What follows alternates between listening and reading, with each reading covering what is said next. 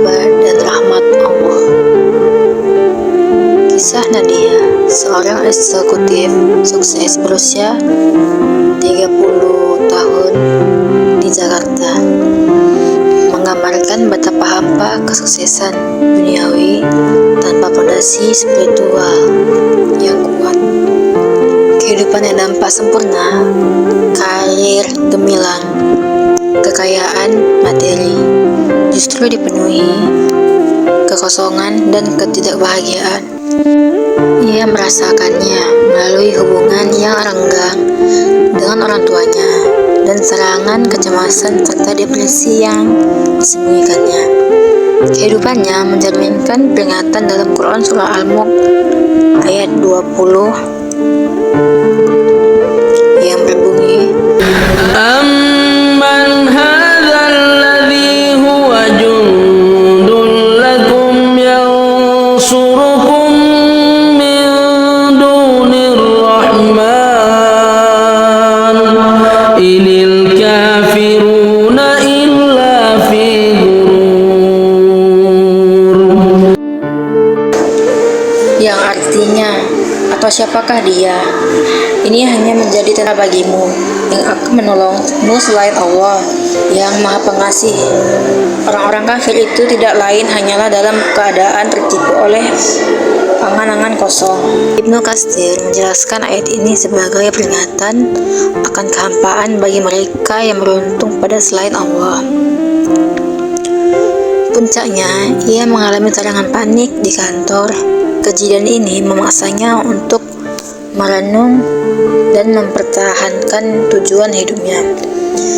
Ia menyadari perlunya keseimbangan hidup yang dijelaskan dalam Quran Surah At-Takbur ayat 16 yang berbunyi, Fattaqullaha mastata'tum wasma'u wa ati'u wa anfiqu khairan li anfusikum wa man yuqa shuhha nafsihi fa ulaika humul muflihun. yang artinya, maka bertakwalah kamu kepada Allah menurut kesanggupanmu dan dengarkanlah serta taatlah dan nafkahkanlah hartamu. Itu lebih baik untuk dirimu dan siapa yang dipelihara dari kekirian dirinya, mereka itulah orang-orang yang beruntung. Hadis Nabi SAW menekan bahwa kekayaan sejati Allah adalah kekayaan hati. Hadis riwayat Bukhari Muslim. Ia mudah mencari makna hidup yang lebih dalam. Kembali kepada Al-Quran, Quran Surah An-Na'am yang berbunyi, Qul inna salati wa nusuki wa mahyaya wa mamati lillahi rabbil alamin. yang artinya, katakanlah sesungguhnya salatku, ibadahku, hidupku, dan matiku hanyalah untuk Allah, Tuhan seluruh alam. Menjadi pijakan spiritualnya seperti yang dikatakan Imam Al-Ghazali, hati manusia hanya tentang jika kembali kepada Tuhannya. Nadia memperbaiki hubungannya dengan orang tuanya, mengingat pentingnya kasih sayang. Dalam Quran Surah Ar-Rum ayat 21 yang berbunyi, Wa min ayatihi an khalaqa lakum min anfusikum azwajan litaskunu ilaiha wa ja'ala bainakum mawaddatan wa rahmah. Inna fi dzalika laayatin liqaumin yatafakkarun. yang artinya, katakanlah sesungguhnya salatku, ibadahku, hidupku, dan matiku hanyalah untuk Allah, Tuhan seluruh alam. Dan hadis Nabi SAW tentang kebaikan Hadis riwayat Tirmizi. Ia menyeimbangkan kehidupan, bergabung dengan komunitas keislaman dan menemukan sahabat sejati.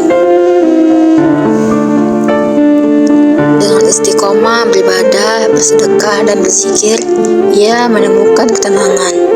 Quran Surah As-Sajdah ayat 16 yang berbunyi, تتجافى جنوبهم عن المضاجع يدعون ربهم خوفا وطمعا ومما رزقناهم ينفقون. yang artinya, dan di antara tanda-tanda kebesarannya ialah Dia menciptakan pasangan-pasangan untukmu dari jenismu sendiri, agar kamu merasa tentram kepadanya, dan Dia menjadikan di antaramu rasa kasih sayang. Sungguh, pada yang demikian itu benar-benar terdapat tanda-tanda kebesaran Allah bagi kaum yang berfikir, menggambarkan perjalanan spiritualnya. Hadis Qudsi tentang kedekatan dengan Allah, hadis riwayat Bukhari, menjadi penguatnya.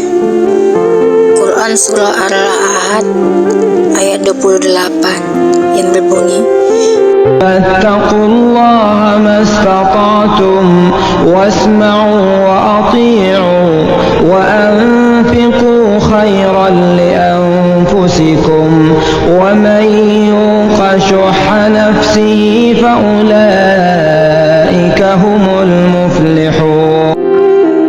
yang artinya melambung mereka jauh dari tempat tidurnya.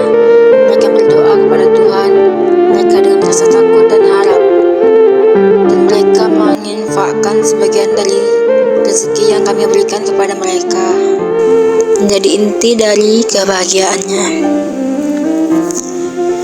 Kemudian kesimpulan kisah dari Nadia tersebut, kisah Nadia menggambarkan bahwa banyak jiwa yang sukses secara materi namun miskin secara spiritual. Islam mengajarkan keseimbangan antara dunia dan akhirat, seperti yang dikatakan Ibnu Qayyim Al-Jauziyah, yang mengenal Allah tidak akan tergoda dunia karena hatinya telah terpaut pada kenikmatan yang lebih agung. Kesuksesan sejati adalah hati yang terisi iman, kehidup yang bermakna, dan husnul khotimah.